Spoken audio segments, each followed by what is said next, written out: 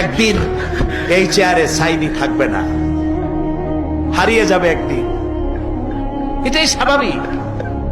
সাইদির কোন কেরামতি নাই, কোন কারিশমা নাই, আল্লাহর কসম। এখানে যে দোয়া যদি কবুল হয় তার একমাত্র কারণ কালামুল্লাহ, আল্লাহর কোরআন। আমি অযোগ্য, আমি অপদার্থ, আমি জানি না আগামী দিন অথবা আগামী বছর আপনাদের সাথে এই জায়গায় দাঁড়িয়ে আমি বক্তব্য রাখতে পারবো কিনা আমার জানা নাই, আল্লাহ পাক ভালো জানে।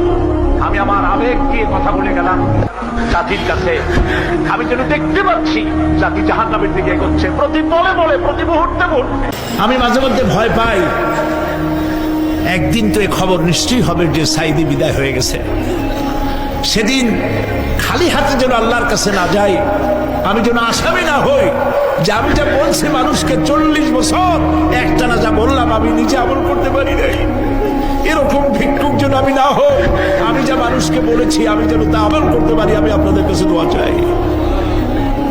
আমরা কেউ বাঁচবো না, এই যে দেখা হলো আবার দেখা নাও হইতে পারে। সেই জন্য আমরা আমাদের জীবনকে যেন তৈরি করি। আপনারা কোরআন শরীফ পড়ুন, দিন শিখুন, ঈমান শিখুন, ভালো থাকুন, ভালো হয়ে চলুন। আমি আপনাদের কাছে দোয়া চাই, যেদিন আপনাদের কানে যেদিন খবর আসবে সাইদি নাই, একদিন ইতিহাস থেকে আমিও হারায় যাব। কিয়ামতের দিন আল্লাহ যেন আমাকে মাফ করে দেন। আমি কিচ্ছু চাই না আল্লাহর কাছে। আল্লাহ যদি বলেন কিয়ামতে তোরে মাফ করে দিলাম, এর থেকে বড় পাওনা আমার